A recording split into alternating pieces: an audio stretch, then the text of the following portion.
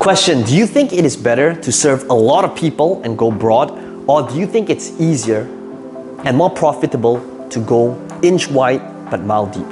Hey, this is Peng Joon here, and one of the things I've discovered is after having done both models, which is selling to a lot of people low ticket products, as well as serving a small group of people by charging a lot of money for it, from $10,000 to $100,000, one of the things that I've discovered is this one main thing that you have to know when it comes to making this decision.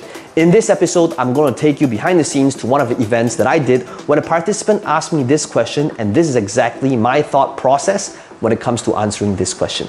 Enjoy.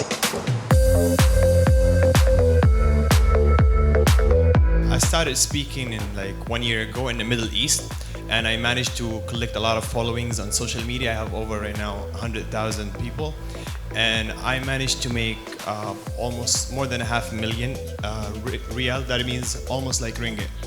So I reached to a stage that a lot of like surroundings, they tell me like, hey, why are you wasting your time in the Middle East? Why don't you go global? You can speak English. But the thing is, that's what I want you to answer if you were me. If I want to be number one in my niche in the Middle East, which is not bad, not poor people, more than 22 countries, more than 400 million people, I can be number one there in you're talking about 2 years. I can make money.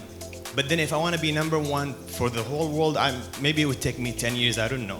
So what would you advise me for that? 100% I will go deep and double down on Middle East. The reason why I say that, without a shadow of doubt, is this.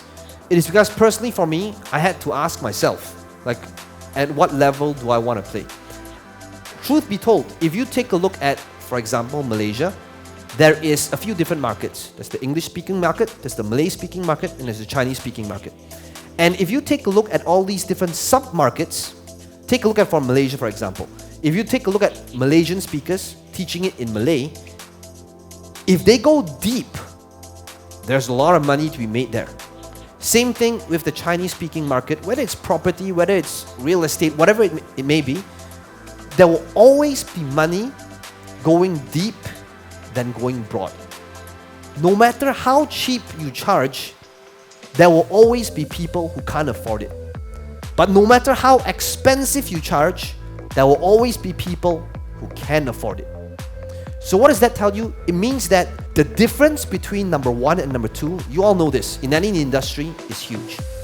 And when you get to number one in the Middle East, the opportunities that will unlock when you work with the elite, the affluent, people with money, oil tycoons, right? With whatever, presenting business, just positioning yourself in that space alone, that positioning, the branding, and the opportunities that will come as a direct result of going deep rather than broad will 100% outweigh the benefits of trying to go international. It is not about getting more people, it is just about who do you want to serve, the result you generate, and doubling down on that.